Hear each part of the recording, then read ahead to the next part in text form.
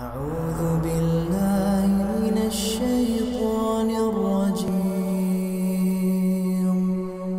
بسم الله الرحمن الرحيم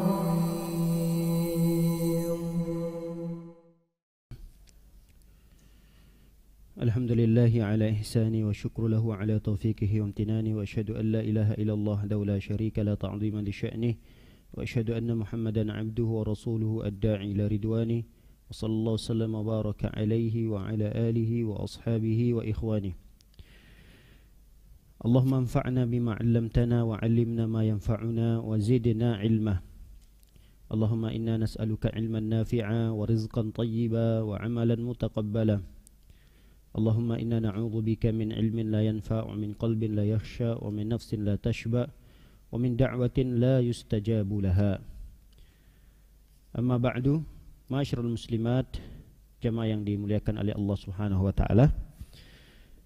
Kembali kita mengkaji sebuah kitab yang bermanfaat besar untuk kehidupan kita di dunia ini, terutama untuk akhirat kita, yaitu kitab Sahih Fiqh Sunnah, di mana pada pertemuan yang lalu kita telah menyelesaikan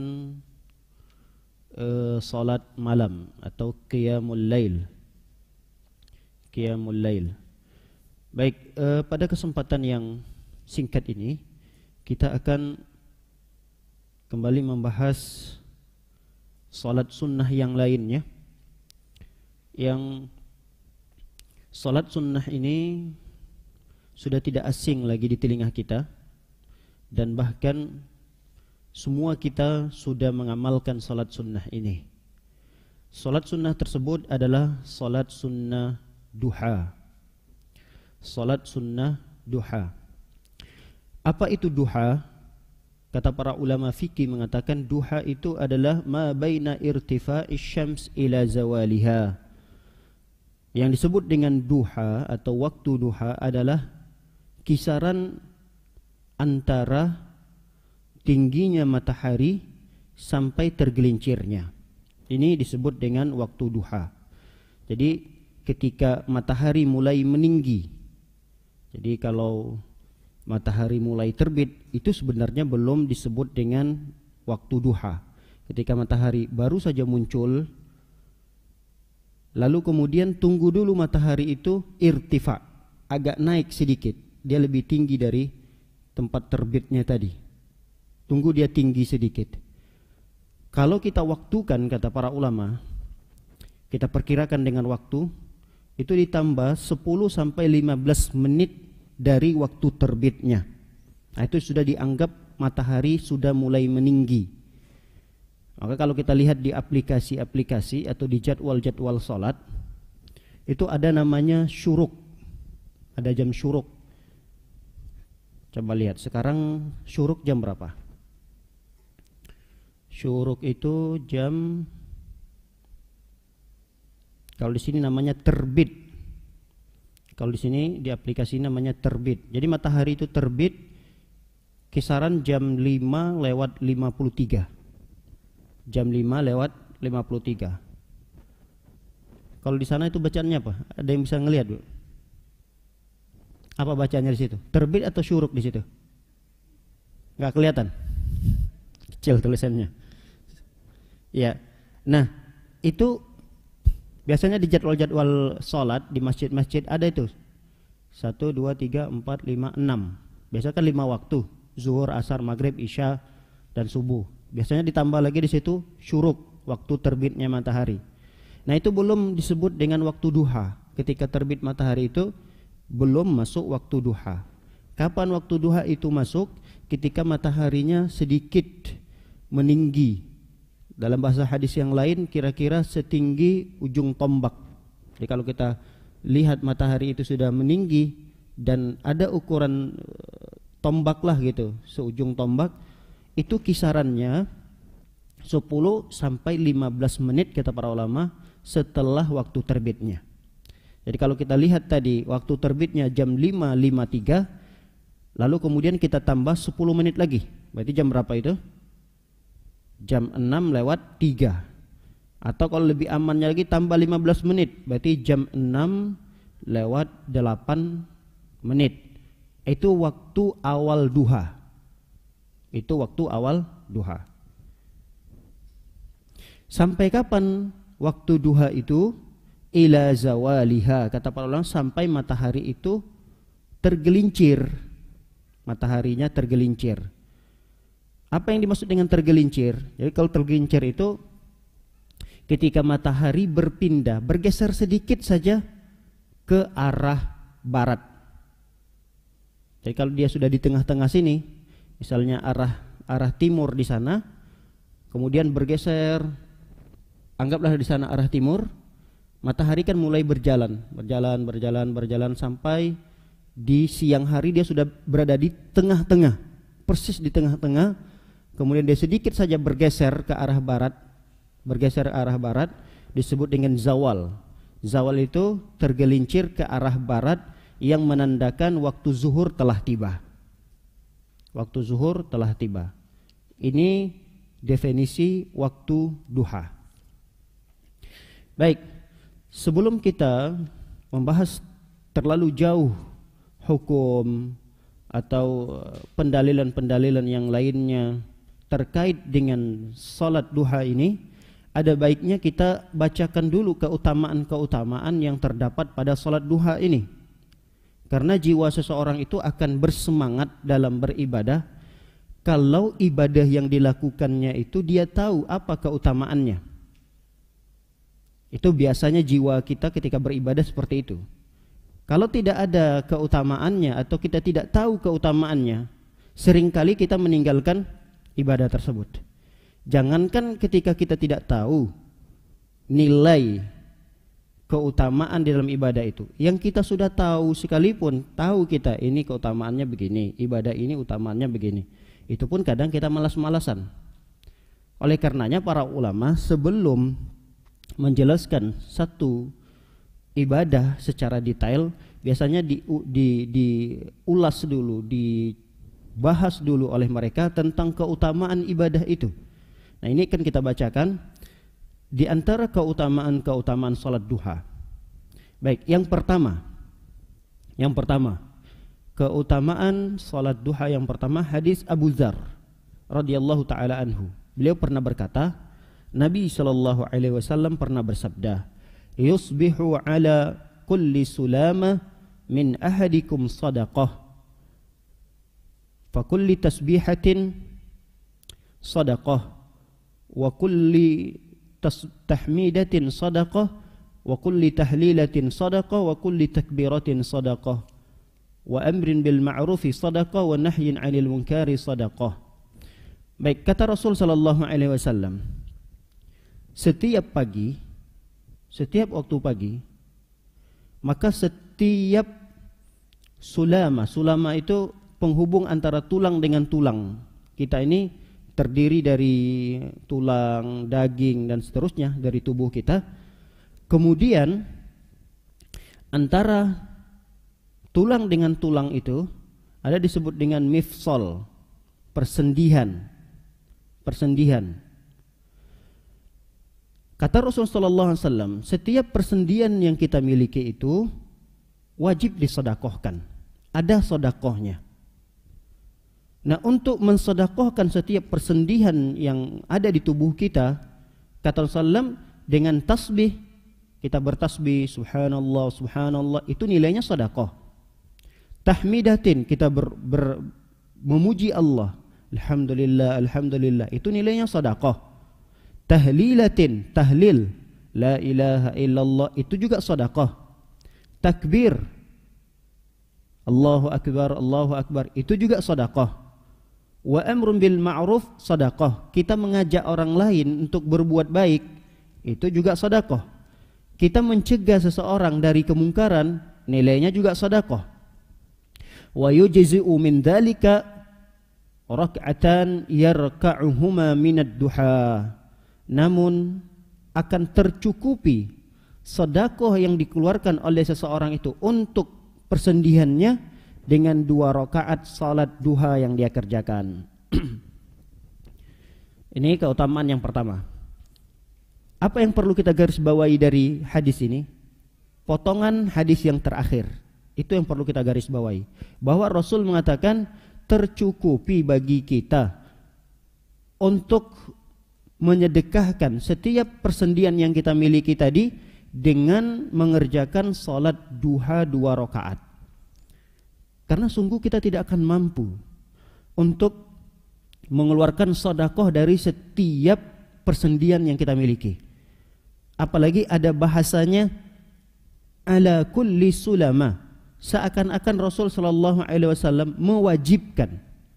mewajibkan bagi kita untuk mensedekahkan persendian-persendian tubuh yang Allah titipkan kepada kita, itu disedekahkan. Sedekahkan, bayar berupa materi yang kita miliki. Makanya dalam hadis yang berikutnya, hadis yang kedua, hadis yang diriwayatkan oleh Buraidah radhiyallahu taala anhu, bahwa sesungguhnya Nabi sallallahu alaihi wasallam pernah bersabda. Ini hadis yang kedua yang menjelaskan keutamaan salat duha. Fil insani sittuna wa thalathami'ati mitsalin. Manusia itu pada tubuhnya terdapat sittun wa thalathami'ah. Ada 360 persendian. Ada berapa persendian pada tubuh kita? 360. Ada yang sudah pernah menghitung persendian di tubuhnya? Hah? Nabi SAW kok bisa tahu gitu? Di zaman itu mungkin tidak secanggih sekarang gitu, bisa mendeteksi manusia itu punya berapa persendian. Kok Nabi bisa memprediksi itu? Di mana teknologi atau ilmu kedokteran ketika itu tidak secanggih sekarang. Tentunya ini bukan berdasarkan hawa nafsu dari Nabi SAW, bukan karangan-karangan Nabi, tapi ini adalah merupakan wahyu dari Allah Subhanahu wa taala. Rasul mengungkapkan, ternyata manusia itu memiliki 360 persendian. Coba aja kalau nggak percaya hitung sendiri. Coba 1, 2, 3, 4. Ini kan setiap tulang-tulang kita itu disebut dengan persendian. Makanya kalau kita baca ilmu kedokteran tentang persendian itu, ternyata persendian itu banyak macamnya, banyak jenisnya. Ada persendian mati, ada persendian kaku, ada persendian yang bisa mutar, entah apalah persendiannya. Tapi itu termasuk bagian daripada persendian, kata ulama dokter. Nah ternyata kalau itu dihitung-hitung, kisaran manusia itu memiliki kisaran 250 sampai 360 persendian. Dan itu benar. Sabda Nabi sallallahu alaihi wasallam ini benar. Jadi ini bukan hanya sekedar karangan dari Nabi sallallahu alaihi wasallam. Yang menjadi persoalan kita dari 360 persendian tadi adalah alaihi an yatasaddaqa min kulli mifsalin minha sadaqah. Wajib, kata Rasulullah SAW, kita yang memiliki persendian-persendian di tubuh kita ini untuk mensedekahkannya. Wajib itu disedekahkan. Qalu faman ladzi yutiqu ya Rasulullah. Ada sahabat bertanya kepada Nabi SAW, ya Rasulullah, siapa di antara kami yang mampu untuk mensedekahkan senilai materi yang kami miliki dari persendian yang dititipkan oleh Allah? Siapa yang mampu? Bayangkan saja, kita punya berapa tadi persendian? 360. Enggak usah banyak-banyak lah dari setiap persendian yang harus kita sedekahkan. 1.000 rupiah saja. Berarti 1.000 kali 360. Berapa yang harus kita sedekahkan? Berapa? 360.000. Setiap hari. Setiap hari 360.000 kita keluarkan dari kantong kita. Ini sedekah persendian saya hari ini, masukin kotak infak. Besok kita ketemu lagi dengan subuh, dengan pagi lagi, kita keluarkan lagi 360.000. Besok masih diberikan usia oleh Allah, masih ketemu dengan matahari, ketemu lagi dengan matahari. Berarti ada kewajiban bagi kita untuk mensedekahkannya lagi. Makanya sahabat Nabi SAW mengatakan, famanil ladzi yutiqu ya Rasulullah. Siapa di antara kami yang mampu untuk bersedekah senilai persendian yang kami miliki ya Rasulullah. Nggak ada yang mampu. Andai kata orang kaya sekalipun dia mampu untuk mengeluarkan itu, bisa jadi hari itu dia lupa, atau kapan waktu dia bisa jadi lupa, atau kapan waktu bisa jadi kekayaannya diambil oleh Allah Subhanahu wa taala. Makanya sahabat mengatakan, ya Rasulullah, siapa di antara kami yang bisa melakukan itu? Lalu untuk menghilangkan kegalauan para sahabat ini, Nabi SAW mengatakan, an-nukhmatu fil masjid yadfanuha aw syai' yunhihi mi'anit tariq fa illam yakdir fa raka'ata ad-duha tujza anhu. Kata Nabi SAW untuk menjawab pertanyaan sahabat tadi. An-nukhmah, an-nakhamah ini bisa diterjemahkan ludah. Kalau dulu ludah atau dahak yang terlihat di masjid itu dikubur. Dulu kan masjid itu lantainya pasir, tanah. Ada mungkin orang yang sembarangan gitu, buang ludah sembarangan, ngeludah sembarangan. Kita lihat ada ludah di sana. Itu diambil debu atau tanah dikuburkan. Itu bagian daripada sedekah kita untuk mensedekahkan persendian kita tadi. Apa yang kita lakukan itu bisa mewakili kewajiban kita menyedekahkan persendian tubuh yang kita miliki. Nah, kalau sekarang kan nggak mungkin orang sembarangan meludah. Jadi apa saja yang kita dapatkan sesuatu yang itu bisa mengotori masjid atau bisa menjadikan masjid itu tidak rapi, kotor, itu jangan dibiarkan saja. Jangan cuma kita lihat ada sampah di sana, kita lewat aja gitu. Nanti juga dibersihkan sama marbotnya, biarin aja. Enggak, apa yang bisa kita ambil, apa yang bisa kita lihat, yang itu memang bukan bagian daripada aksesoris masjid, jangan semua yang dilihat diambil. Al-Quran diambil, kata ustadznya, ambil semua, diambil. Bukan, maksudnya sesuatu yang bukan bagian daripada masjid, dan itu umumnya manusia mengatakan, ya itu sampah, itu kotoran. Jangan nunggu marbotnya yang bersihin. Karena itu adalah ibadah kita. Kelihatannya kecil memang, sepele. Kadang kan kita hanya perkara-perkara sepele, gampang nanti dibersihkan itu. Seharusnya kalau kita ketika itu mampu dan bisa melakukannya, apa sih susahnya? Misalnya kadang kan ada orang iseng-iseng gitu, sambil duduk di masjid, dia duduk. Pernah, nggak tahu nih ibu pernah kejadian atau pernah melihat atau tidak? Saya pernah melihat ada bapak iseng duduk sambil dengar kajian atau apalah, sambil ngobrol. Itu mohon maaf, di kakinya itu kan ada kayak gelupas-gelupas, apa namanya itu, pecah-pecah ya. Itu kadang-kadang dipotekin sama dia, tekan gini, terus dikumpulin sama dia gini, taruhnya atau dibuangnya sembarangan tempat. Pernah lihat nggak itu? Nggak pernah. Masya Allah, berarti ibu memang karena pakai kaos kaki kali ya, jadi jarang melakukan itu. Kadang kita melihat gitu, ada aja yang dikerjainnya, dikupasin sama gini. Kan biasa telapak kaki itu ada yang pecah-pecah kan, itu biasa dikupasin, dibersihin. Tapi dia bersihnya tidak langsung dimasukin ke saku gitu. Kalau dimasukin ke saku, ya tidak ada masalah. Yang jadi masalah itu dipotekin, ditaruh di tempat sujud atau apa. Nah, kalau kita melihatnya langsung, mungkin kita jijik atau apa, ya mungkin kita punya tisu atau di masjid itu ada tisu, ambil tisu, diambil. Jangan dibiarkan begitu saja. Atau sampaikan kepada marbotnya. Sampaikan misalnya, Mas, Pak, tadi saya melihat di pojokan sebelah sana kayaknya ada air gitu. Airnya menjadikan karpetnya berbekas sekali, takutnya kalau nanti sampai kering nggak dibersihkan, karpetnya rusak. Minimal kita memberikan informasi itu. Mudah-mudahan informasi yang kita sampaikan itu juga bagian daripada pahala yang bisa kita dapatkan. Baik, bukan itu pembahasan kita lanjutkan. Tapi itu bagian daripada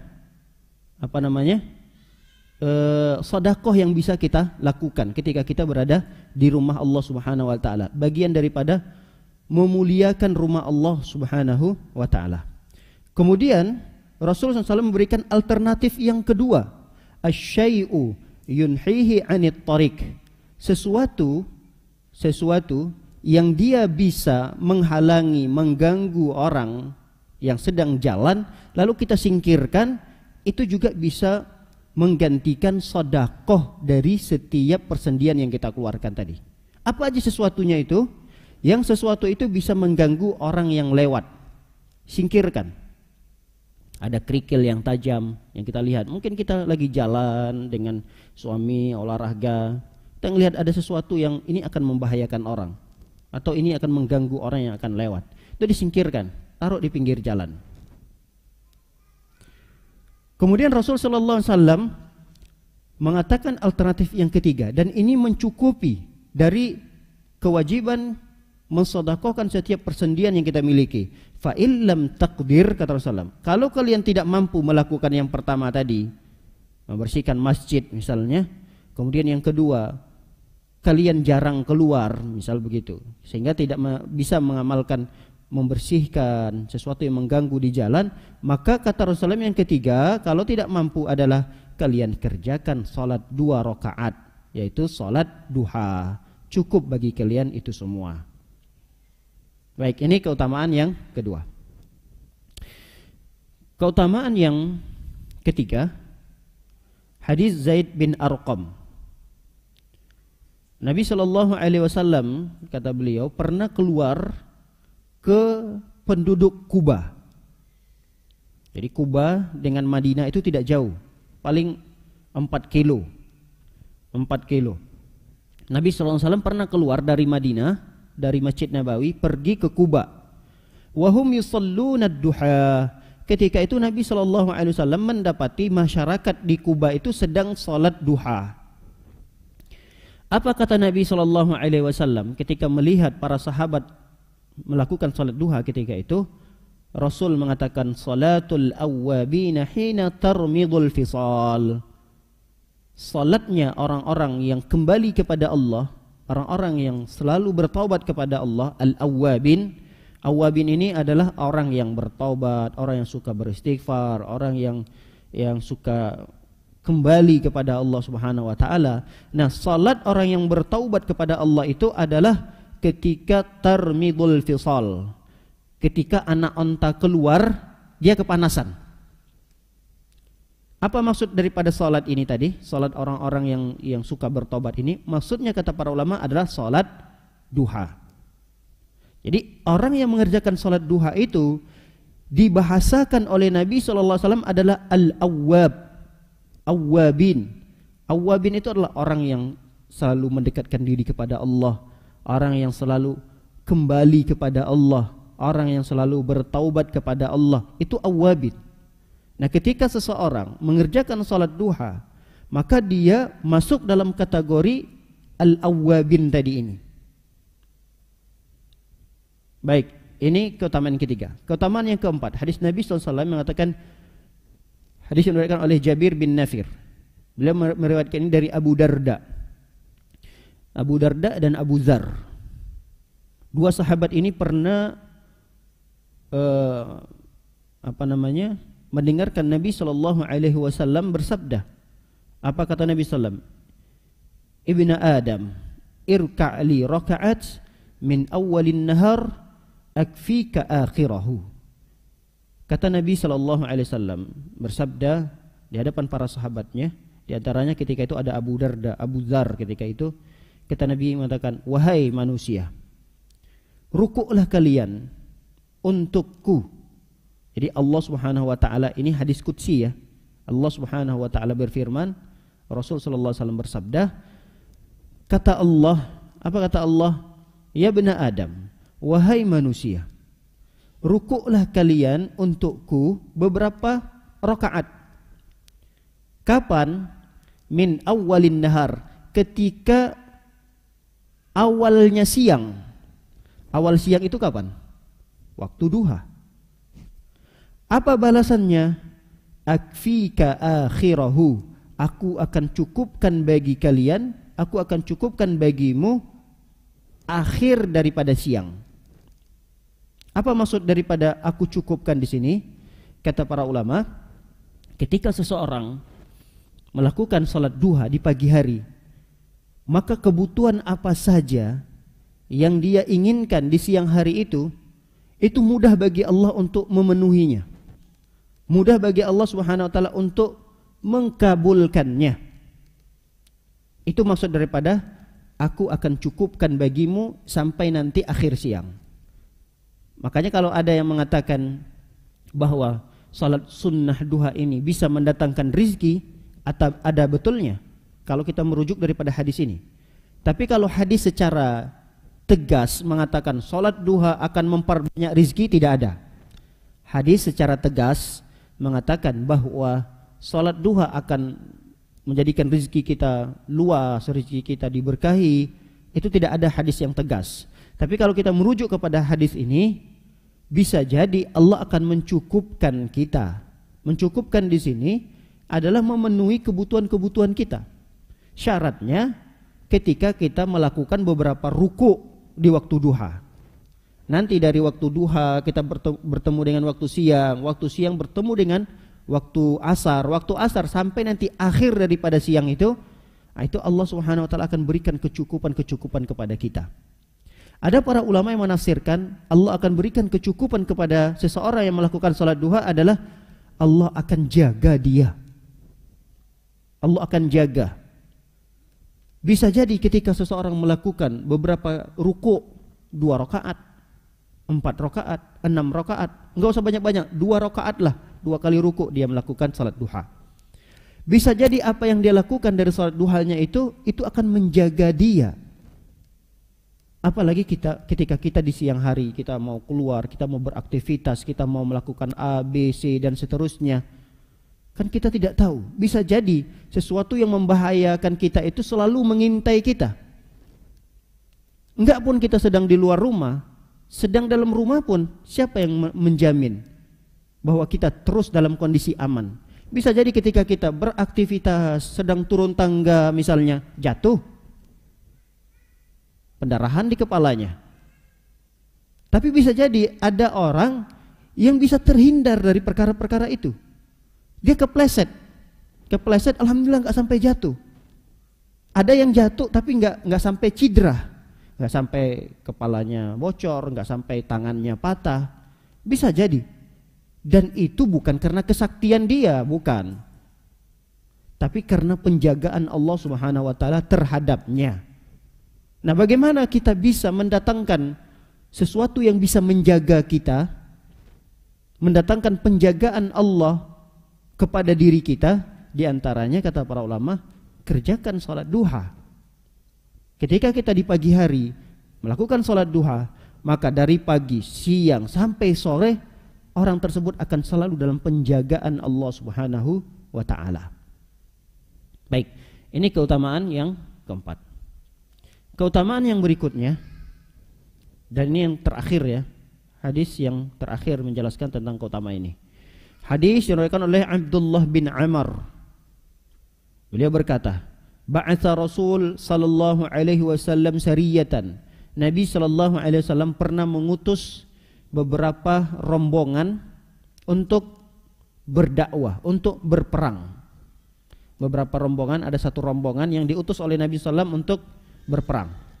Faghanamu wa asra'ur raja'ah. Ternyata mereka itu cepat sekali pulang dari medan peperangan. Dan mereka membawa harta rampasan perang yang begitu banyak. Fatahaddatsan nas biqurbi maghzahum wa kasrati ghanimatihim wa sur'ati raja'atihim. Ketika sahabat-sahabat melihat rombongan yang tadi baru saja diutus oleh Nabi, enggak berapa lama pulang.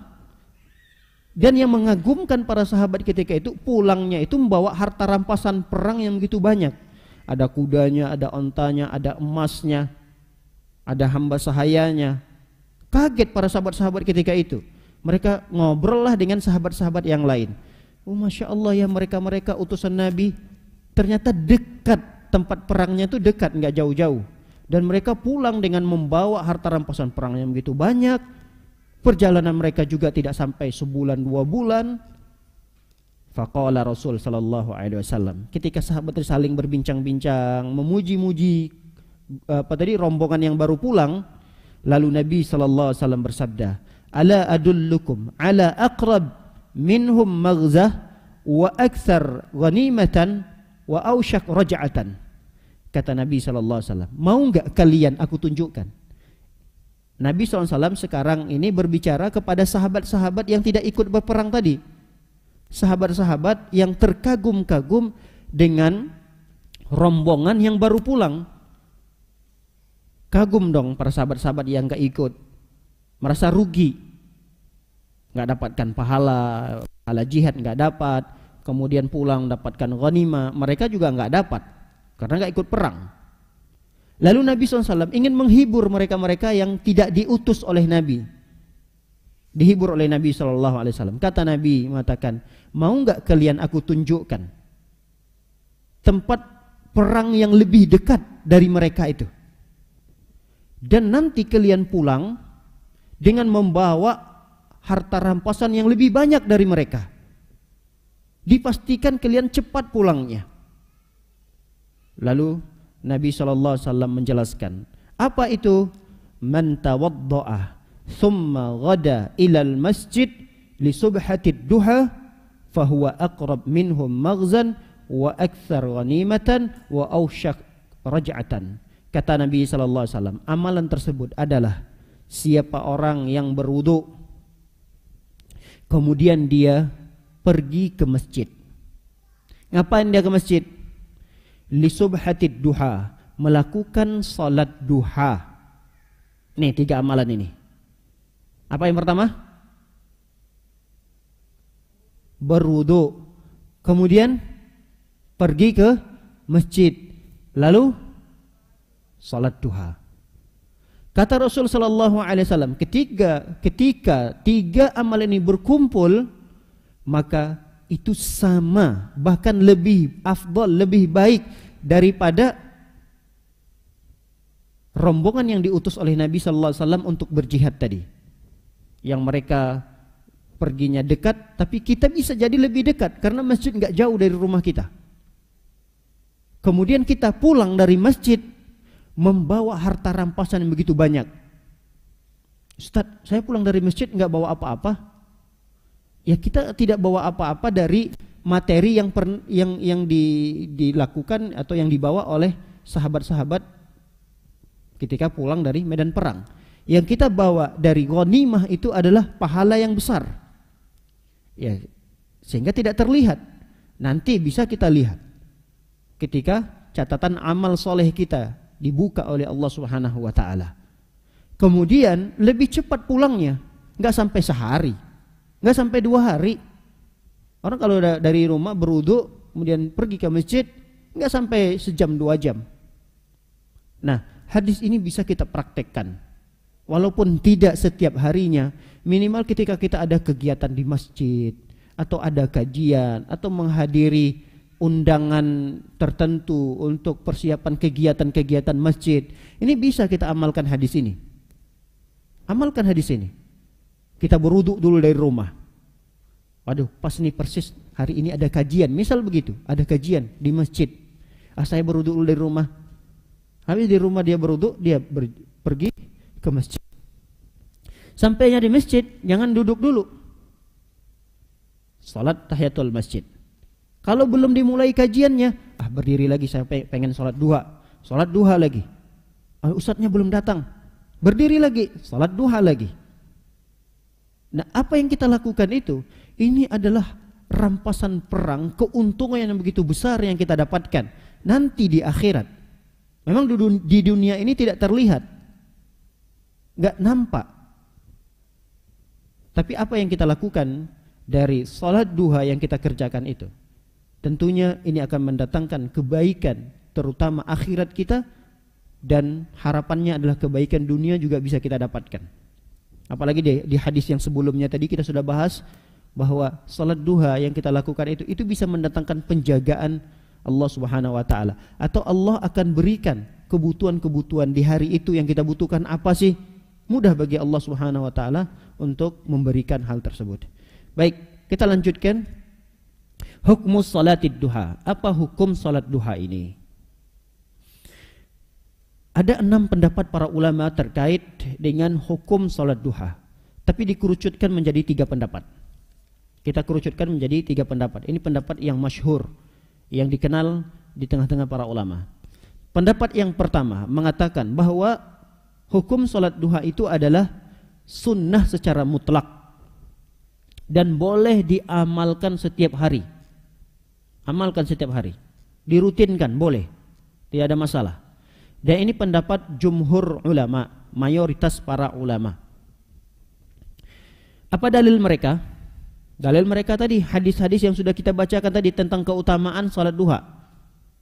Itu dalil pertama. Dalil yang kedua, bahwa salat duha ini hukumnya sunnah dan boleh dirutinkan.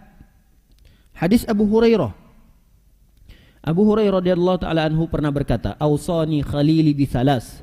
Nabi sallallahu alaihi wasallam, kekasihku, pernah berwasiat kepadaku 3 perkara. Apa wasiat Nabi sallallahu alaihi wasallam kepada Abu Hurairah ketika itu? Puasa 3 hari dalam sebulan. Disebut dengan puasa apa ini? Ayyamul bid. Kemudian perkara yang kedua yang diwasiatkan oleh Rasul kepada Abu Hurairah adalah raka'atai duha, 2 rakaat salat duha. Wa an utir qabla an arkut. Aku diwasiatkan oleh Nabi untuk mengerjakan salat witir sebelum aku tidur. Ini 3 wasiat Nabi sallallahu alaihi wasallam. Ini menunjukkan, kata para ulama, bahwa salat sunnah duha ini hukumnya sunnah, dianjurkan untuk dirutinkan. Banyak dalil yang menjelaskan tentang itu, seperti hadis Aisyah radhiyallahu taala anha, kemudian hadis-hadis yang lain, atau kita pakai hadis keumuman sabda Nabi sallallahu alaihi wasallam tentang merutinkan suatu amalan walaupun sedikit. Nabi SAW mengatakan, ahabbul amal ilallahi madama alaihi sahibuhu wa in qalla. Jadi amalan yang terbaik yang dicintai oleh Nabi sallallahu, yang dicintai oleh Allah Subhanahu wa taala adalah apa yang kita dawamkan, apa yang kita istiqomahkan walaupun amal itu sedikit. Nah, termasuk hadis ini penjelasannya tentang salat duha, kata para ulama. Baik. Pendapat yang kedua yang menjelaskan tentang hukum salat duha, yaitu yustahabbu fi'luha taratan wa tarkuha ukhra wala yuwazibu 'alaiha. Hukum salat sunat duha ini adalah sunnah. Hukumnya sunnah, tapi sekali-kali mengerjakannya dan sekali-kali ditinggalkan. Jangan dirutinkan. Bisa dipahami nih pendapat yang pertama dengan yang kedua? Kalau yang kedua tadi apa? Hukumnya sunnah. Sunnahnya di sini dirutin, boleh dikerjakan secara rutin. Yang pendapat kedua mengatakan sunnah juga, salat duha itu sunnah, cuma pelaksanaannya itu jangan dirutinkan. Sekali-kali dikerjakan, sekali-kali tinggalkan. Hari ini kita salat duha, besok sengaja kita tinggalkan. Besok saya nggak mau salat duha. Besoknya lagi kita salat duha, dan seterusnya. Baik, pendapat ini dikuatkan oleh mazhab Hanabilah, Imam Ahmad bin Hanbal. Apa dalil mereka? Dalil mereka yang pertama adalah hadis Abu Sa'id, tapi hadis ini dhaif ya, hadis ini lemah. Nabi SAW pernah salat duha sampai-sampai ketika itu kami melihatnya Nabi tidak pernah meninggalkan salat duha. Dan pernah juga Rasulullah SAW meninggalkan salat duha sampai-sampai kami mengatakan Nabi tidak pernah melakukan salat duha. Paham nih hadisnya? Abu Sa'id bercerita, kami pernah melihat Nabi SAW salat duha, dirutinkan oleh Nabi. Sampai-sampai kami mengatakan Nabi tidak pernah meninggalkan salat duha. Tapi suatu ketika kami juga pernah melihat Nabi tidak pernah mengerjakan salat duha. Sampai-sampai kami pun mengatakan Rasul tidak pernah mengerjakan salat duha. Hadis ini menjadi penguat pendapat ulama yang mengatakan salat duha hukumnya sunnah tapi tidak dirutinkan. Yang menguatkan hadis pendapat ini adalah hadis yang lain, hadis Anas bin Malik. ketika kisah Nabi SAW sholat di rumahnya Itban bin Malik. Itban bin Malik ini adalah sahabat Nabi yang udah tua, bahkan dalam riwayat matanya udah rabun sekali. Lalu Itban ini mengundang Nabi SAW di pagi hari, diundang oleh Itban Nabi SAW untuk datang ke rumahnya. Ketika itu Nabi SAW datang ke rumah beliau, karena undangannya adalah undangan sholat. Nabi SAW sampai ke rumah, ditawarkan makanan, ayo Rasul silahkan makan dulu. Kata Nabi, enggak, sesuai dengan undangan, saya diundang untuk datang ke rumah ini supaya sholat di rumah tersebut. Nabi sholat dulu di rumah sahabat Itban bin Malik tadi. Habis Nabi SAW sholat, lalu kemudian Rasul memakan makanan yang sudah dijamukan oleh sahabat Itban bin Malik tadi.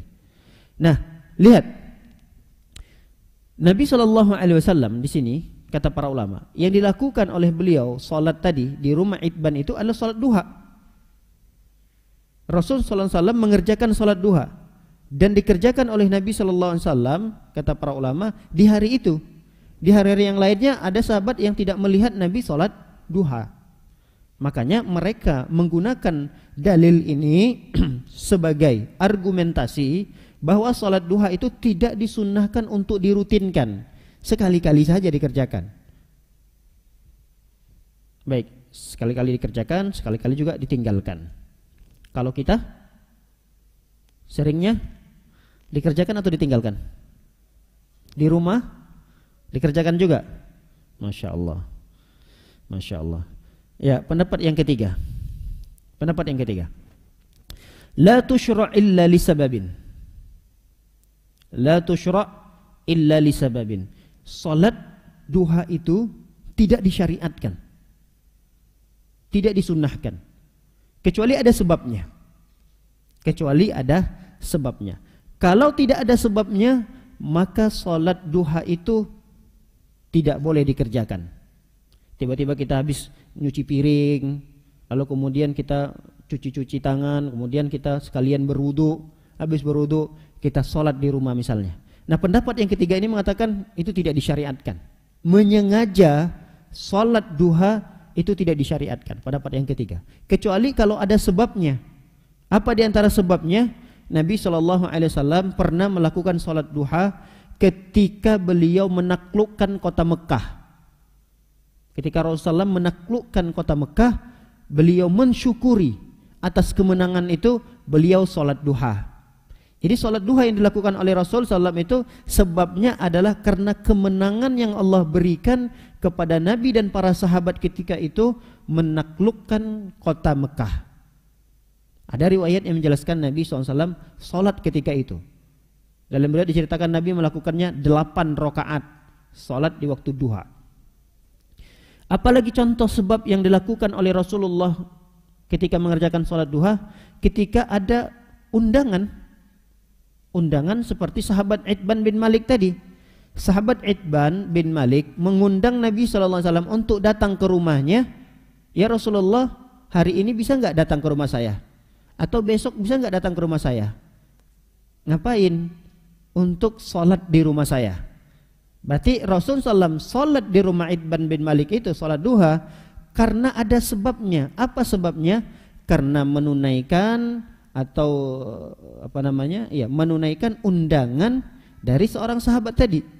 Itu sebabnya Rasul melakukan sholat duha. Ada lagi contoh sebab yang berikutnya. Nabi mengerjakan sholat duha karena Nabi SAW baru saja tiba dari safarnya. Baru tiba dari safar. Misal Nabi safar dari kota mana gitu.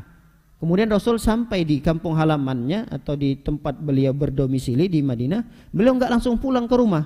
Beliau biasanya mampir dulu di masjid. Beliau sholat. Nah, sholat duha yang dilakukan oleh Nabi SAW itu sebabnya adalah karena beliau baru saja tiba dari safarnya. Itu alasan-alasan kenapa Rasul SAW melakukan sholat duha, kata para ulama. Wallahu a'lam bis-shawab. Dari 3 pendapat ini, mana pendapat yang lebih kuat? Mana pendapat yang lebih kuat? Pendapat yang lebih kuat, kata penulis buku ini adalah pendapat yang pertama. Pendapat yang pertama. Apa pendapat pertama tadi? Dirutinkan. Hukum salatnya sunnah dan sunnah pula untuk merutinkannya. Dan sunnah pula untuk merutinkannya. Pendapat ini kenapa dikuatkan? Karena banyak sekali dalil-dalilnya. Banyak sekali. Seperti dalil di mana Rasul SAW mewasiatkan kepada beberapa sahabat untuk tidak meninggalkan salat duha. Apalagi tadi kita sudah membacakan keutamaannya, 5 keutamaan untuk mengerjakan salat duha, di mana kita berkeharusan untuk mensedekahkan dari setiap persendian kita ini, dan itu bisa tercukupi dengan salat duha yang kita lakukan. Berarti kan ada anjuran yang tegas dari Nabi SAW terkait dengan salat duha ini. Ada pendapat yang keempat. Pendapat yang keempat ini hanya pendapat Syekhul Islam Ibnu Taimiyah. Beliau mengatakan sunnah bagi seseorang mengerjakan salat duha kalau dia tidak terbiasa salat malam. Paham ini pendapat yang keempat? Pendapat yang keempat ini beliau merinci, kalau seseorang itu berat bagi dia untuk salat malam, karena kan kita ini beda-beda. Ada orang lebih cenderung, lebih dominan dalam beramal itu puasanya. Kalau puasa Masya Allah, Senin Kamis gak pernah tinggal, 3 hari dalam sebulan gak pernah tinggal. Tapi kalau untuk bangun malam, waduh beratnya luar biasa. Mending mindahin gunung deh daripada bangun malam. Ada yang seperti itu. Tapi kalau puasanya Masya Allah gak pernah tinggal. Ada orang itu dia lebih dominan pada ibadah sholat malamnya. Ada. Tapi kalau puasa gak kuat. Puasa itu gak kuat. Ada orang yang macam-macam lah. Nah di sini dijelaskan oleh Syekhul Islam, kalau dia termasuk orang yang berat untuk sholat malam, maka usahakan sholat siangnya jangan ditinggalkan. Sholat siangnya berupa sholat duha itu. Maka sholat duha dia kerjakan 2 rakaat, 4 rakaat. Tapi kalau dia misalnya sulit dan berat bagi dia untuk sholat di siang hari, mengerjakan sholat duha, maka sholat malamnya jangan ditinggalkan. Kalau bisa digabungkan dua-duanya itu lebih bagus lagi. Sholat malam dikerjakan, sholat duha juga dikerjakan. Baik. Jadi pendapat yang kuat dalam masalah ini tadi, pendapat yang pertama, disunnahkan dan dianjurkan untuk dirutinkan. Baik, kita masuk kepada poin yang berikutnya, waktu sholat duha. Kapan waktu sholat duha itu? Sudah kita jelaskan tadi, ketika matahari mulai meninggi, tambah 10 menit sampai 15 menit dari terbitnya. Lalu kemudian kapan berakhirnya? Berakhirnya kurang lebih kata para ulama 15 menit sebelum matahari ini tergelincir. Jadi waktu duha itu panjang sekali. Anggaplah sekarang jam 6.15 terbit matahari. Jam 6, jam 7, jam 8, jam 9, jam 10, jam 11. Masih ada setengah jamnya lagi. Menjelang waktu jam 12 itu masih ada waktu untuk mengerjakan sholat duha sebelum waktu zuhur. Itu masih ada waktu duha. Baik. Tentu ada waktu yang afdol dalam pengerjaan sholat duha ini. Dari sekian panjang waktunya tadi, duha itu dari jam setengah 7 misalnya sampai jam setengah 12, ini kan panjang sekali waktunya. Mana di antara waktu-waktu tersebut waktu yang afdol pengerjaan sholat duhanya? Kita bacakan hadis Nabi SAW yang menjelaskan bahwa waktu yang afdol dalam mengerjakan sholat duha itu adalah diakhirkan. Jangan di awal-awal waktu paginya, di waktu duhanya. Tapi kalau bisa diakhirkan sampai matahari itu sudah memanas. Kalau kita keluar baru 1 menit saja keluar, itu udah merasa panas. Kalau kita jalan di pelataran masjid, itu kaki kita udah mulai kerasa tuh lantainya panas. Itu adalah waktu terbaik di dalam mengerjakan sholat duha. Kira-kira ketika matahari udah mulai panas jam berapa itu? Jam 9, jam 10, apalagi jam 11. Itu udah panas sekali. Itu waktu yang terafdal untuk kita mengerjakan salat sunnah duha. Kenapa itu adalah waktu yang paling afdal? Kenapa? Karena di waktu itu biasanya kita lebih sibuk. Apalagi mereka-mereka yang punya rutinitas yang sudah ngantor ya, jam kantor itu dari jam 8 sampai jam 12 baru istirahat, atau kita punya pekerjaan khusus yang sudah kita rutinkan di jam-jam itu. Ketika ada orang yang disibukkan dengan pekerjaannya, lalu kemudian dia bisa sisihkan dulu, dia pinggirkan pekerjaannya itu, dia berwudu, dia sempatkan sholat. Kan luar biasa. Ada orang yang seperti itu, di sela-sela kesibukannya, tapi dia masih bisa menyisahkan waktu untuk sholat duha. Itu jam 9, jam 10. Itu kan waktu udah mulai tambah repot tuh, pekerjaan tambah banyak. Kerjaan rumah udah mulai numpuk. Dari menyiapkan sarapan, udah kemudian anak-anak udah pergi sekolah, suami udah pergi kerja. Udah mulai itu nyantai kita sedikit, istirahat dulu deh. Waktu-waktu istirahat itu kalau dia sholat duha, tidak ada masalah, bagus sholat duhanya. Cuma belum pada waktu yang afdal dia mengerjakannya. Waktu-waktu tenang nih, suami udah selesai berangkat kerja, anak-anak juga udah berangkat sekolah, dia istirahat sebentar. Nah waktu istirahatnya itu dia gunakan sholat duha, Masya Allah, bagus. Cuma akan lebih bagus lagi kalau dia bisa menunda pengerjaan sholat duhanya itu di jam 9-nya atau jam 10 atau jam 11-nya. Itu lebih afdal lagi. Di sela-sela kesibukannya yang lebih padat gitu. Baik. Hal ini berdasarkan sabda Nabi sallallahu alaihi wasallam. Kata Nabi SAW mengatakan salatul awwabin hina tarmidul fisal. Salat orang-orang yang awwab tadi orang yang kembali kepada Allah, orang yang bertaubat kepada Allah. Kapan itu? Ketika anak onta kalau keluar itu udah kepanasan. Kakinya udah mulai, kalau kaki anak onta itu menginjak padang pasir, itu kakinya udah mulai dijinjit-jinjit sama dia kakinya. Saking panasnya padang pasir tersebut. Ini waktu yang afdal yang dijelaskan oleh Nabi SAW untuk pengerjaan sholat duha. Baik.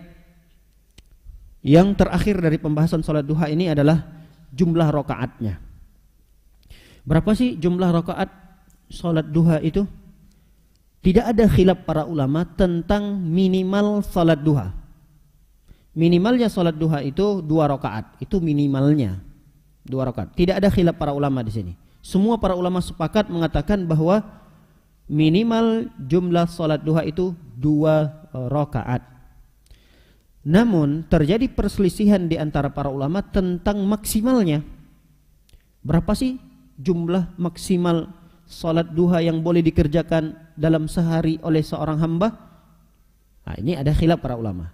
Ada pendapat yang pertama mengatakan bahwa maksimal jumlah rakaat duha itu adalah 8 rakaat. 8 rakaat. Nah ini berdasarkan hadis Nabi SAW yang sudah kita tadi sempat singgung tentang Nabi SAW membebaskan kota Mekah. Ketika pembebasan kota Mekah itu berhasil dilakukan oleh Nabi, Nabi sholat di waktu pagi itu sebanyak 8 rakaat.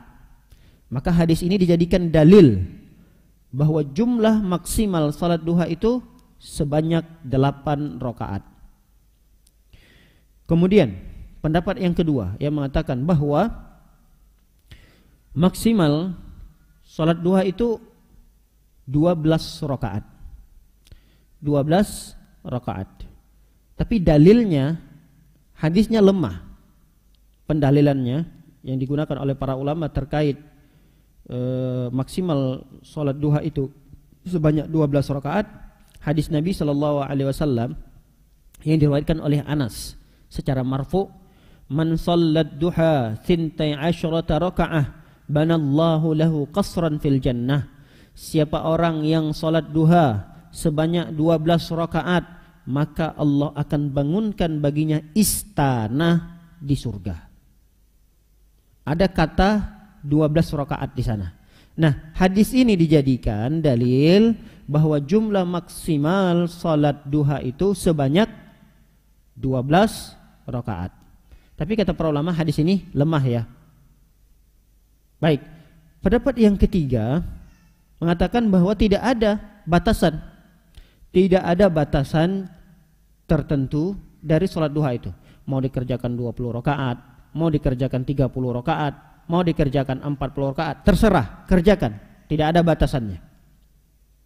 Dan ini pendapat yang dikuatkan oleh beberapa ulama-ulama salaf, termasuk pengarang kitab ini juga sepertinya cenderung kepada pendapat yang ketiga ini. Mengatakan bahwa tidak ada batasan maksimal berapa seseorang ingin mengerjakan sholat duha.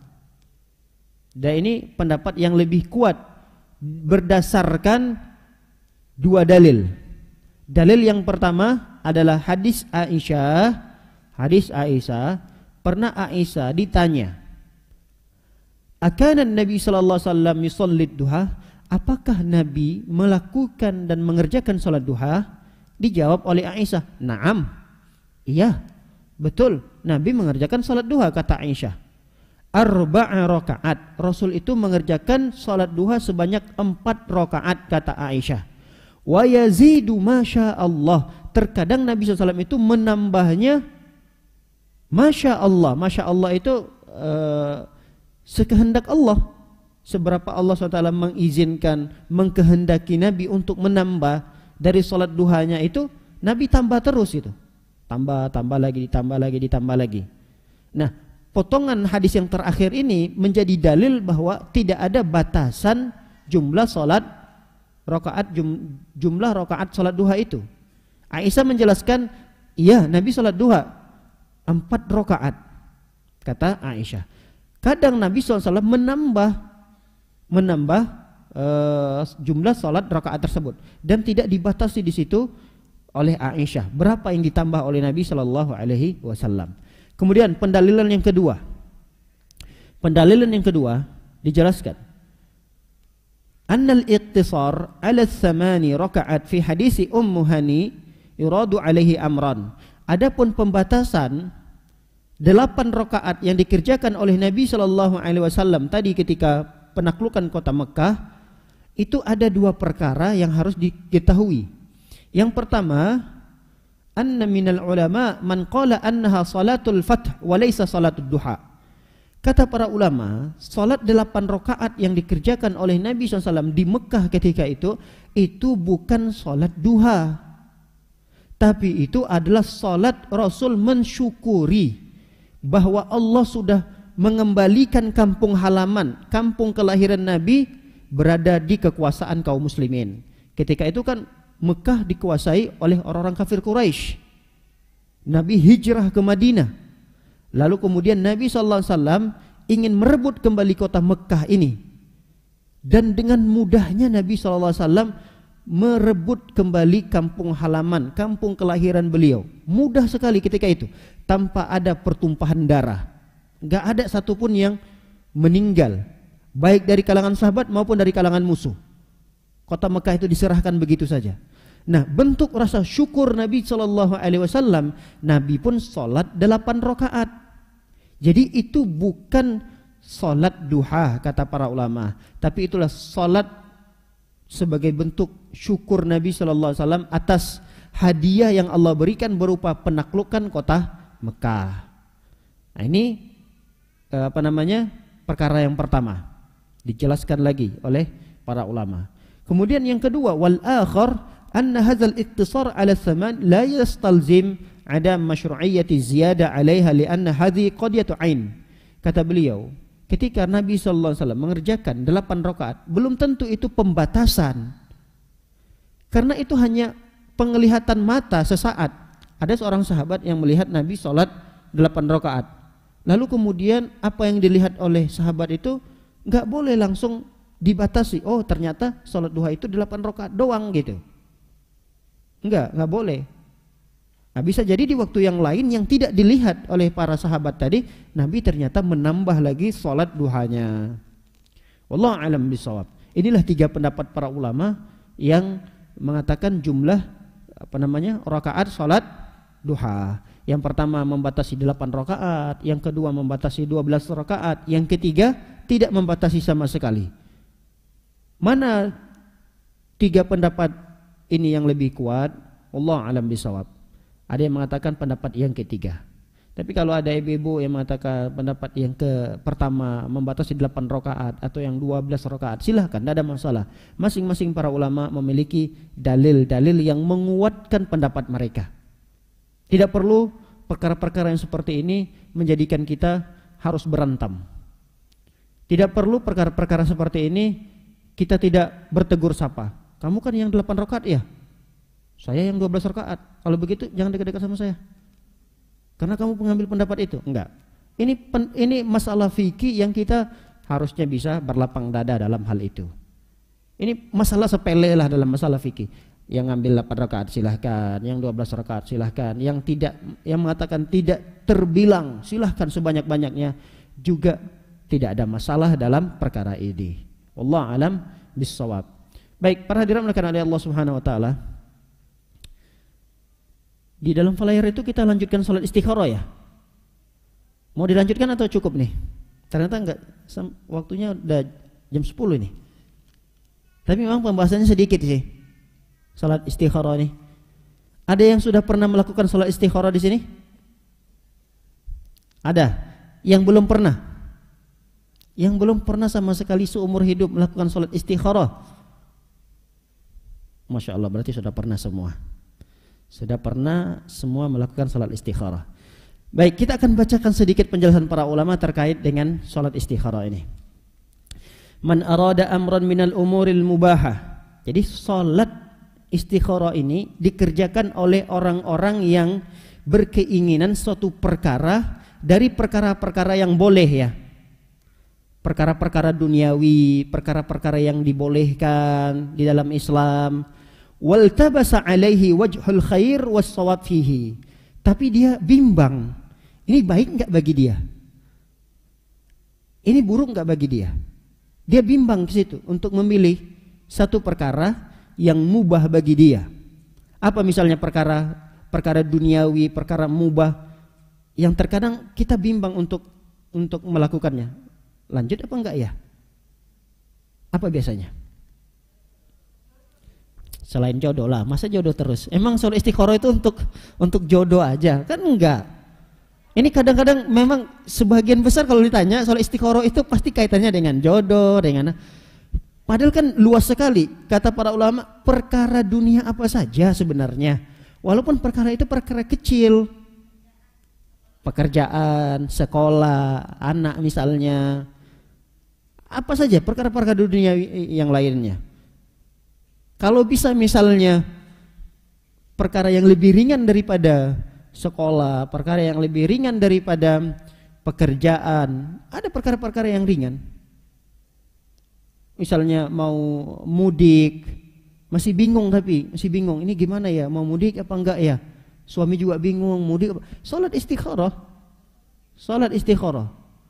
Banyak perkara-perkara yang mubah yang lainnya. Yang enggak boleh itu salat istikharah dalam perkara yang sudah diwajibkan oleh Allah. Saya hari ini puasa Ramadan atau enggak ya? Oh, saya salat istikharah dulu nanti malam salat istikharah untuk menentukan besok itu saya mau puasa atau enggak. Enggak perlu. Karena itu sudah diwajibkan.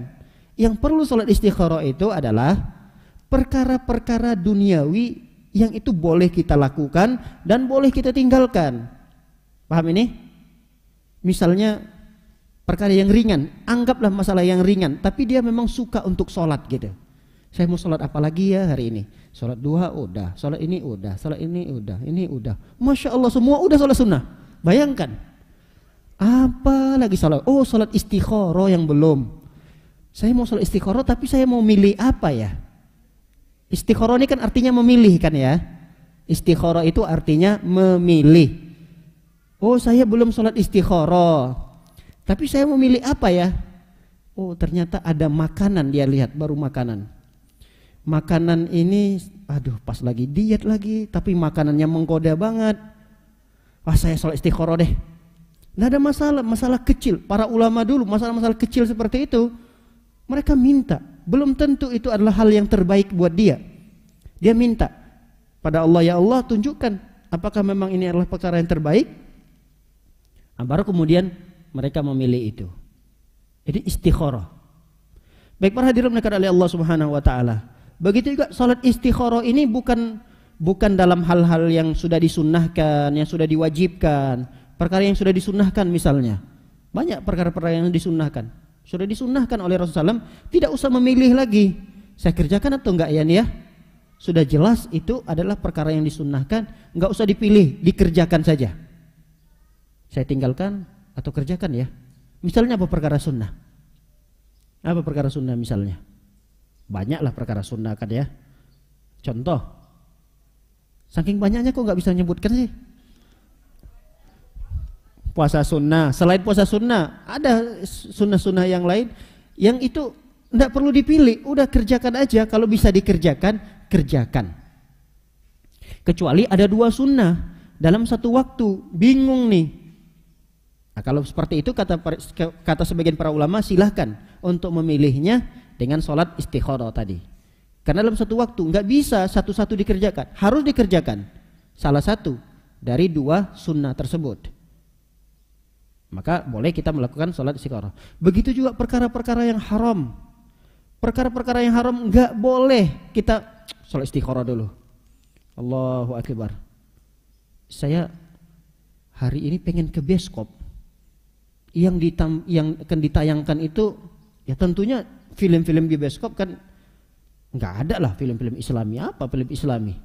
Film yang akan memamerkan aurat, ada musiknya, terjadi percampur bauran antar laki-laki perempuan dan seterusnya. Banyak maksiat di sana. Intinya itu adalah perkara maksiat. Nggak boleh kita sholat istikharah. Saya mau ke bioskop hari ini atau enggak ya? Sholat istikharah dulu. Allahu Akbar. Enggak. Gak ada istikharah dalam perkara yang sudah diwajibkan, yang sudah disunnahkan, dan yang sudah diharamkan oleh Allah Subhanahu wa taala. Bahkan sesuatu yang dimakruhkan oleh Allah, enggak usah ada pilihan di sana. Tinggalkan saja. Baik, ini terkait dengan salat istikharah. Salat istikharah juga kata para ulama bahwa dia harus memilih apa yang sudah menjadi kayaknya dadanya lebih tenang, lebih lapang untuk memilih itu. Maka kerjakan. Karena kan ada model seseorang itu ketika dia diberikan pilihan, dia sudah memilih sebenarnya antara A atau B. Antara A atau B. Namun kecenderungan hatinya itu lebih cenderung kepada A. Lebih cenderung. Kenapa dia lebih cenderung kepada A? Karena biasanya ini lebih sesuai dengan hawa nafsunya gitu. Kayaknya keinginan jiwanya itu cenderung kepada ini. Jiwa hawa nafsunya itu cenderung untuk memilih kepada A ini. Sebelum dia melakukan sholat istikharah. Lalu kemudian dia sholat istikharah. Berdoa kepada Allah. Ya Allah, mana yang lebih terbaik bagiku? A atau B? Nah, setelah selesai sholat istikharah tadi, muncullah seakan-akan ketenangan hati sebenarnya, ada seperti keterbukaan pada jiwa kita, cenderungnya kepada B. Paham ini kasusnya? Cenderungnya kepada B. Namun tadi sebelum dia mengerjakan salat istikharah sudah ada kecenderungan kepada pilihan mana? A kan ya? Sebelum salat istikharah kecenderungan jiwanya, kecenderungan nafsunya itu ada pada A. Lalu kerjakan salat duha. Malah hatinya lebih tenang kepada B. Karena B ini kurang disenangi oleh jiwanya. Lalu kemudian dia tetap memilih A. Ini tidak boleh kata para ulama. Jangan dia lakukan hal tersebut. Karena belum tentu ini terbaik bagi dia. Udah ambil apa yang sudah menjadi ketenangan bagi dia ketika dia melakukan salat duha tadi. Salat istikharah tadi. Lakukan B, walaupun itu tidak lebih disenangi oleh jiwa kita. Pilih saja B dan tinggalkan A ini.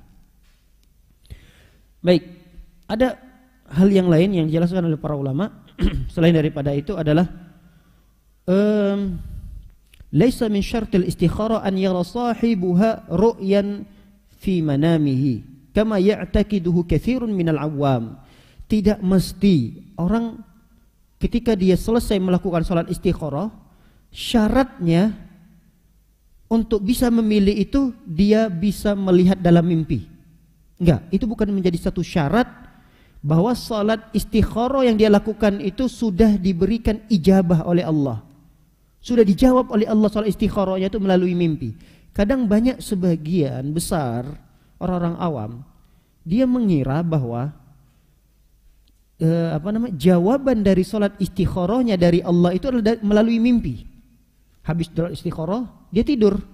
Wah, nanti dari tidur ini barangkali saya akan diberikan pilihan oleh Allah. Ternyata benar dalam mimpinya itu dia diarahkan untuk mengerjakan pilihan A atau B tadi. Dalam mimpinya suruh kerjakan B. Kata para ulama itu bukan syarat bahwa Allah memberikan jawaban itu. Jadi bagaimana syarat bahwa salat kita itu sudah diberikan jawaban oleh Allah untuk memilih? Kata para ulama tadi, diantaranya adalah ketenangan jiwa kita, ketentraman jiwa kita, ketenangan hati kita. Ketika kita sudah lebih tenang ke sana, itu biasanya jawaban dari Allah Subhanahu wa taala. Atau kata para ulama, jawaban dari salat istikharah kita itu berupa kemudahan-kemudahan yang Allah berikan. Ternyata Allah lebih mudahkan untuk mengarah kepada pilihan A tadi. Oh, berarti jawaban dari salat istikharah kita adalah untuk memilih A. Karena jalannya lebih mudah. Allah mudahkan tahapan demi tahapan untuk sampai kepada A ini. Itu berarti jawaban dari Allah Subhanahu wa taala. Baik. Istikharah itu kata para ulama juga tidak mengapa dilakukan berkali-kali. Tidak mengapa. Kalau belum ada jawaban salat istikharah pertama, kok belum ada ketenangan hati nih untuk memilih salah satu dari dua perkara itu. Salat lagi enggak apa-apa. Minta lagi kepada Allah. Belum juga ada jawaban, salat lagi. Kenapa? Karena kata para ulama, salat istikharah itu merupakan doa. Salatnya itu adalah doa. Kan enggak mengapa kita berdoa banyak-banyak kepada Allah Subhanahu wa taala, tidak jadi masalah. Baik.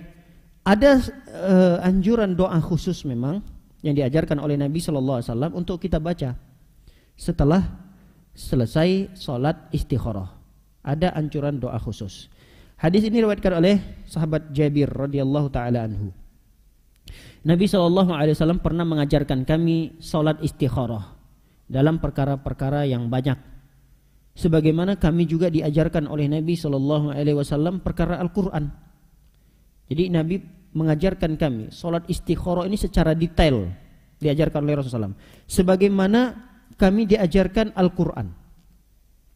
Lalu Nabi SAW bersabda, apa kata Nabi?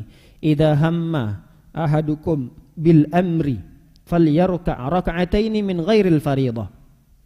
Apabila kalian berkeinginan untuk melakukan sesuatu, berkeinginan kuat ya, untuk melakukan sesuatu, suatu perkara, falyarka' rak'ataini, maka lakukanlah ruku' 2 rakaat. Maksudnya kerjakanlah salat 2 rakaat selain salat fardu. Makanya disebut dengan salat istikharah. Summa liyakul, kemudian dia ucapkan doa ini. Apa doanya? Allahumma inni astakhiruka bi ilmika. Ya Allah, sesungguhnya aku meminta pilihan kepadamu sesuai pengetahuanmu ya Allah. Engkau lebih tahu ya Allah. Aku minta pilihan kepadamu ya Allah. Wa astaqdiruka bi qudratika. Aku minta kekuasaanmu ya Allah, dengan kekuasaan yang engkau miliki. Wa as'aluka bi fadlikal azim. Aku minta kepadamu ya Allah karuniamu yang besar. Fa innaka taqdir wa la aqdir. Sesungguhnya engkau mampu melakukan itu dan aku tidak mampu ya Allah. Wa ta'lam wa la a'lam. Engkau tahu perkara itu dan aku tidak mengetahuinya. Wa anta 'allamul ghuyub. Sesungguhnya engkau mengetahui perkara-perkara yang gaib. Allahumma in kunta ta'lam anna hadzal amra. Ya Allah, jika engkau tahu bahwa sesungguhnya perkara ini, sebutkan perkaranya. Apa perkaranya?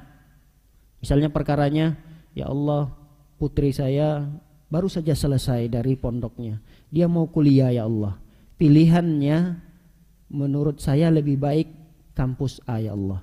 Apakah pilihan saya ini baik ya Allah? Kalau memang baik, saya akan masukkan nanti anak saya itu untuk kuliah di sana. Kalau memang tidak baik, berarti saya harus cari tempat kuliah yang lain. Sebutkan itu. Lalu kemudian katakan, kalau memang ini baik bagi agamaku atau agama anakku ya Allah, atau ini lebih baik buat kehidupannya nanti ya Allah, maka mudahkanlah, berilah ketetapan untuk memilih itu ya Allah, berikanlah kemudahan untuk memilih itu ya Allah. Summa barik, kemudian berkahilah ya Allah. Lihat, bagus sekali doanya. Dan berkahilah ya Allah perkara pilihan itu. Wa in kunta ta'lam, jika engkau mengetahui ya Allah bahwa perkara yang aku pilih itu buruk bagiku atau buruk bagi putriku tadi, buruk bagi agamanya nanti, buruk bagi kehidupannya nanti, maka fasrifhu anni wasrifni anhu, maka jauhkanlah ya Allah, hindarilah ya Allah perkara tersebut, pilihanku tersebut, dan jauhi pula aku dari pilihan itu. Waqdur lil khair, takdirkanlah, berikanlah aku ketetapan yang baik. Summa haitsu kana, dimanapun aku berada, summardini bihi, dan berikanlah keridhaan kepadaku ya Allah. Ini doa yang dianjurkan untuk dibaca sehabis selesai salat istikharah. Yang biasanya sering melakukan salat istikharah biasanya doanya hafal ini, karena di murojaah tiap hari salat istikharah. Tapi kalau seperti saya termasuk jujur agak jarang gitu. Jarang, terlalu pede kadang-kadang.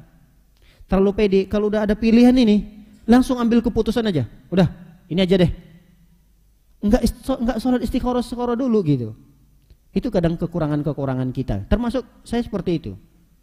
Padahal perkara itu kan perkara yang sebenarnya oke lah, itu masalah dunia, tidak ada masalah. Tapi kan masalah dunia ini kita nggak tahu ini baik nggak bagi agama kita, nanti baik nggak yang akan datang ya, untuk masa mendatangnya ini baik nggak gitu. Tapi kita memang orangnya terlalu pede, udahlah ini aja lah, lanjut aja lah. Seharusnya kalau kita ingin lebih mendekatkan diri kepada Allah, meminta, karena ini adalah hak Allah Subhanahu wa taala yang tahu, kita nggak tahu. Allah yang tahu akibat mendatang dari pilihan kita itu, akibatnya apa, itu Allah yang tahu. Makanya dianjurkan untuk salat istikharah. Nah, kalau kita perbanyak nih salat istikharah, setiap pilihan-pilihan walaupun ringan, jangan cuma sekadar pilihan jodoh. Kadang kita cuma pilihan jodoh, putri saya nih didatangi, ada seorang laki-laki datang ke rumah untuk berkenalan. Baru kemudian, udahlah nak, terserah kamu, kalau bisa kamu sholat istikharah dulu. Enggak, bukan masalah itu saja.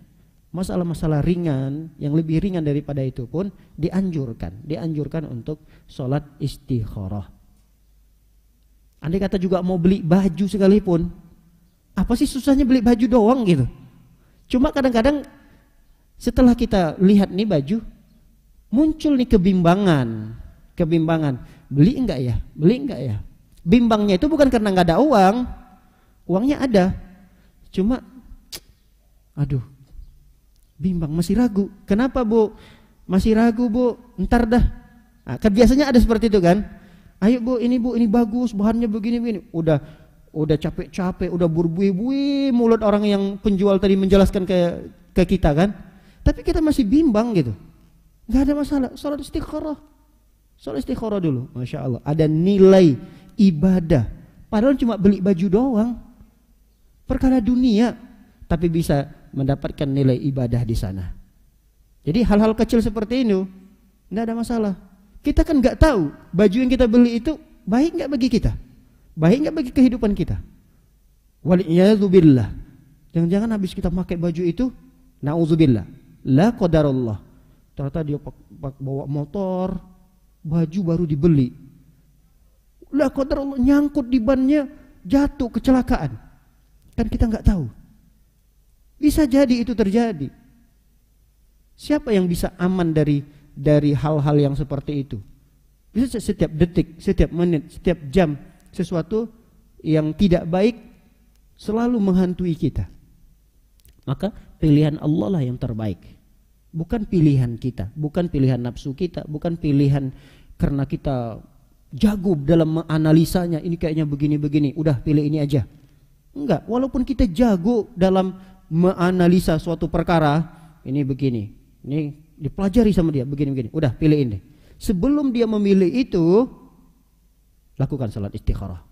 Istikharah, istikharah, istikharah. Baik, wallahu a'lam bishawab. Demikian kajian yang singkat ini yang dapat kita kaji, semoga menjadi ilmu yang bermanfaat dan mudah-mudahan bisa kita amalkan dalam kehidupan kita sehari-hari. Wabillahi taufiq wal hidayah, wa sallallahu ala nabiyina Muhammad wa ala alihi washabbihi wasallam ajmain. Ada yang ditanyakan? Kalau tidak ada kita cukupkan.